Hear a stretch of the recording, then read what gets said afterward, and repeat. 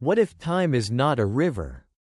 What if it can stretch, twist, slow to a crawl, or even stop? What if there are places in the universe where you could spend 1 minute, while 100 years pass for everyone else? And what if the strangest truth is this? You wouldn't even notice. Welcome to the edge of a black hole, where time itself begins to break. In this episode, we explore the most haunting and mind-bending phenomenon predicted by Einstein's general theory of relativity: gravitational time dilation near a black hole. We will not only explore how time slows down under immense gravity, but how it reshapes our understanding of past, present, and future. You'll learn why a clock ticks differently near the event horizon, why astronauts age slower, and why time is not the same for everyone. But beyond science, we will ask, what does it mean to outlive your own world? To return home and find centuries have passed? What does that do to memory? To identity? To love? This is not just physics. It is philosophy. And perhaps, destiny. Imagine you are an explorer. You drift through space with your crew. You approach a black hole, a spinning, silent monster at the heart of a distant galaxy. You send a probe down to investigate. Time is short. You'll collect some data and return. You descend to the region just above the event horizon. From your ship's clock, only 1 hour passes. You eat, you record, you climb back. But when you return to your home planet, 7,000 years have gone by. Everything you knew is dust. Everything you loved is history. You are a relic of the past, walking in a future that forgot you. This is not imagination. This is what gravitational time dilation near a black hole could do.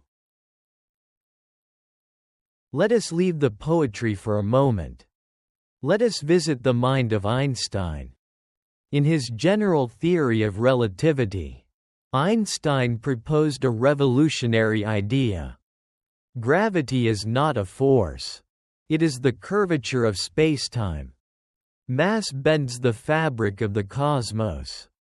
The more massive the object, the greater the curvature. And black holes have the greatest mass packed into the smallest space. At the edge of a black hole lies the asterisk event horizon asterisk, a point beyond which no information can return.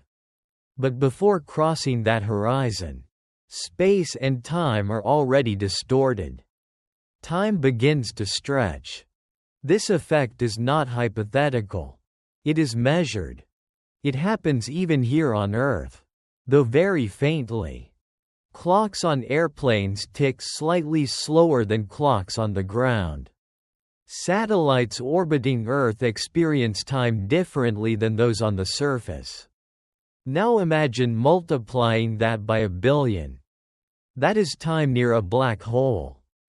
The closer you get to the event horizon, the slower your time flows relative to the outside universe. From your perspective, your heart beats normally. From afar, it ticks like a dying metronome. This is not an illusion. It is reality. Let's imagine time as a great, elastic sheet, like rubber. In open space, it is stretched evenly. You can walk across it easily.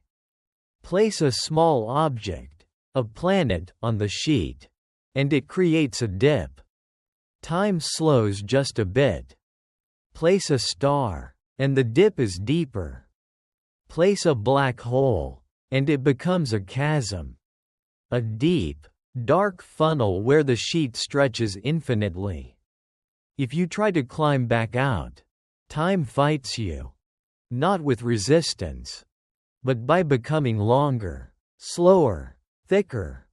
To those watching from above, your movements become slow motion. Your signals delayed.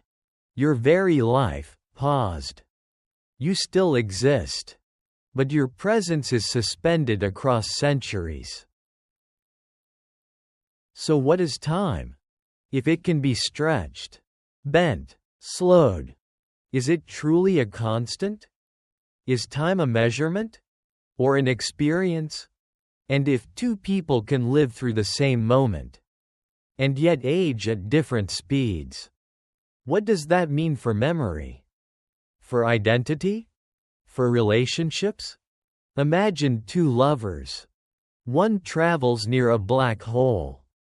The other waits on Earth. They write letters. They whisper through radio. But while days pass for one, decades pass for the other. When they reunite, they are no longer the same age. No longer the same story. No longer the same people. What happens to love across the curvature of time? If you age slowly, but your child grows old without you, is time a gift? Or a curse? And what if you come back? What if you orbit the black hole for an hour? Then return to Earth, to find your language forgotten, your culture extinct, your name unknown? You become a traveler from the past, stepping into a world not yet imagined when you left. You are a ghost, alive. You are a memory, breathing. Time has not killed you, but it has killed your world. This isn't death by fire. This is death by chronology, by perspective, by relativity. You did nothing wrong.